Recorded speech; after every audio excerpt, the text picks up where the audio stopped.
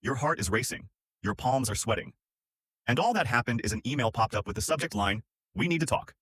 Nothing is chasing you. Nothing is hunting you. But your body doesn't know that, because as far as your nervous system is concerned, that email and a lion are the same thing. That sounds like an exaggeration. It isn't.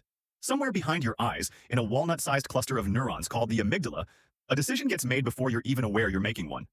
Threat or safe. Fight or flight. Now or never.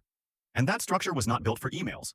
It was not built for deadlines, or group chats, or the read receipt that shows someone saw your message an hour ago and still hasn't replied. It was built for something else entirely, something older, something with teeth.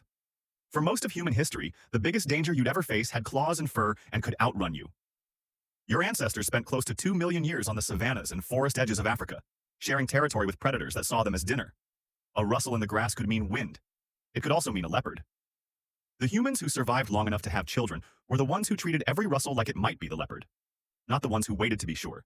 This is where the story usually gets told wrong. People imagine fear as some kind of glitch, a bug in the system. It isn't. It's the opposite. Fear is one of the most successful survival tools evolution has ever produced. The neuroscientist Joseph Ledoux spent decades mapping exactly how this works, and what he found reshaped how scientists understand fear itself. There's a fast pathway in your brain, wired directly from your senses to your amygdala, that bypasses conscious thought completely. Sound reaches your ears. Within milliseconds, your amygdala has already started the alarm. Only afterward does the slower, thinking part of your brain catch up and ask what actually happened. You jump before you know why you jumped. That's not a flaw. That's the point. An early human who waited to consciously analyze the rustling grass, weigh the odds, and reach a calm, rational conclusion was an early human who sometimes got eaten. The ones who survived were wired to skip the analysis and act first. Think about what that actually means for a moment. It means every person alive today is descended from an unbroken line of ancestors who reacted first and asked questions later. Every single one. Not the calm ones. Not the ones who paused to reason it through. The jumpy ones.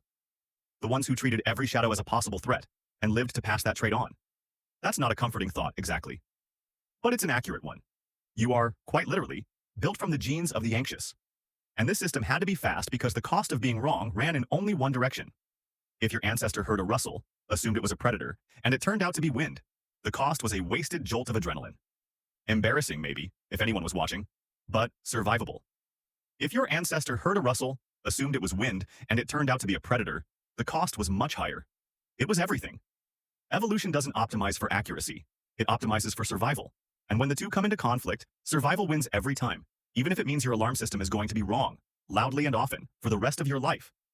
So here's the question. If that system was built to save your life from a predator, why does it fire when you read a text that says, "We need to talk"? Because your amygdala cannot tell the difference between a physical threat and a social one. To your ancient alarm system, being excluded, judged, humiliated, or rejected registers as dangerous as being hunted. And that actually made sense once. For most of human history, you didn't survive alone.